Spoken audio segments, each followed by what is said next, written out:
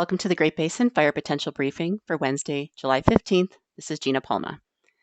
Upcoming weather, we will continue to see showers and thunderstorms through the weekend and through much of next week over the eastern half of the Great Basin, bringing some lightning, obviously, but also some wetting rains to many areas, which is definitely good news for the eastern half of the region.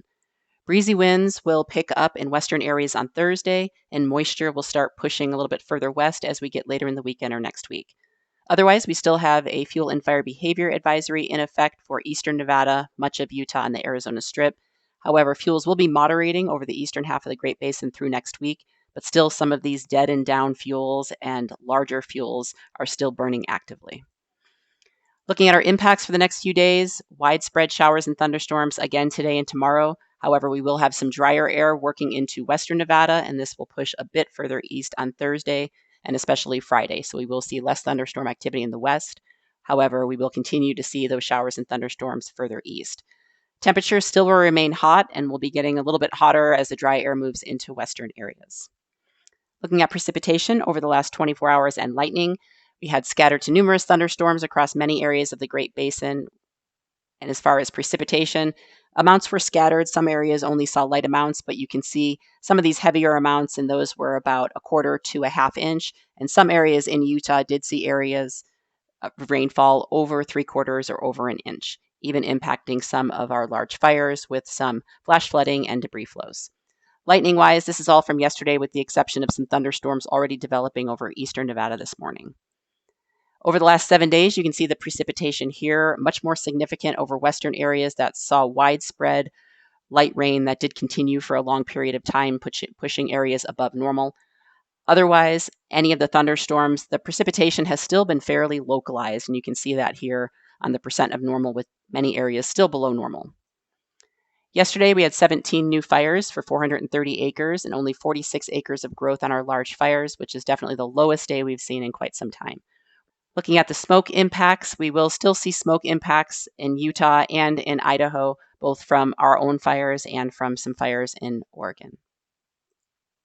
Currently, our fire danger, we have been seeing the fire danger indices decrease with the moisture in place, but we still have a large portion of the area over the eastern half of the area that is above the 90th or 97th percentile, and still above the 80th in many other areas except for the far west and far north. You can see from our ERC charts up north, ERCs may dip a bit, but will be increasing since we won't see quite as much moisture in the far north or in western areas. However, in the eastern portion of the region, those ERCs will just continue to decline. Looking at the weather pattern, we have high pressure that is being pushed off to the east by this low pressure moving into the northwest coast. That is what will be ushering in our drier air, but also giving us some breezy winds over western areas, which we'll have to keep an eye on for Thursday. So we did increase those areas to moderate risk, especially after the lightning we've seen. But many areas did see those wetting rains and that rainfall that was pretty widespread, so that prevents us from issuing any high risk. And then we will see those fuels moderate across the south and still stay in the yellow category across much of the region, again, just for this mixture and some of our dead and larger fuels that will take longer to respond until this moisture is a little bit more widespread. Wind-wise, the only significant winds really are gusty outflow winds near these thunderstorms, but we will see some breezes pick up in southern Idaho with westerly gusts in the teens, and then also we'll see those southwest winds increase tomorrow over western Nevada. Most of those gusts in the 20s. We could see some gusts peak above 30 miles per hour along the Sierra front both Thursday and Friday.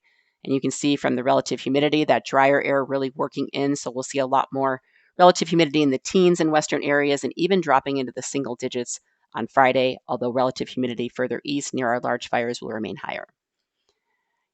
Looking at the precipitation here over the next few days, in many of the same areas that have been seeing it, we'll see those showers and thunderstorms with precipitation, except for western areas. And then temperatures remain generally steady with a slight uptick each day, especially in some of these drier areas out west, but still remaining hot really in all areas, even where we're seeing thunderstorms. Saturday through Monday, the pattern doesn't change all that much, except the high pressure starts to drift further west again, and this will allow moisture to return to some western areas either later in the weekend or early next week, so we will see a return of lightning further west. And really not much change in our 7-day, keeping those wetter conditions down south with that low risk, but really hesitant to push that low risk further north right now until the precipitation really becomes more widespread. But we are seeing at least a decrease in overall fire potential with this moisture. Looking at the winds Saturday through Monday, we will actually see some breezy northerly winds, especially as we get into Saturday and Sunday over central areas with a weak surface trough or cold front that's moving by the north. Really, it's going to be that wind shift, so that will be something to pay attention to going through the weekend. Otherwise, relative humidity stays dry on the western side and then starts to increase towards next week as that moisture pushes west. Showers and thunderstorms continue, and the main difference going Saturday through Monday is that return of moisture in western areas. Otherwise, temperatures remain fairly steady. Looking at the total rainfall for the next 3 and 7 days, you can see our more significant wetting rains will be more consistent with those higher totals in the higher elevations of the eastern half of the Great Basin.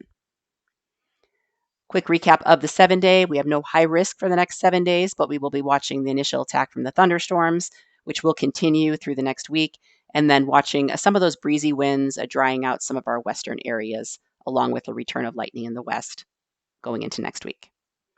The 6 to 10 day outlook shows still warm temperatures, and that above normal precipitation signature is more consistent over the eastern half of the region. That concludes our webcast for today. Check back tomorrow for the latest updates.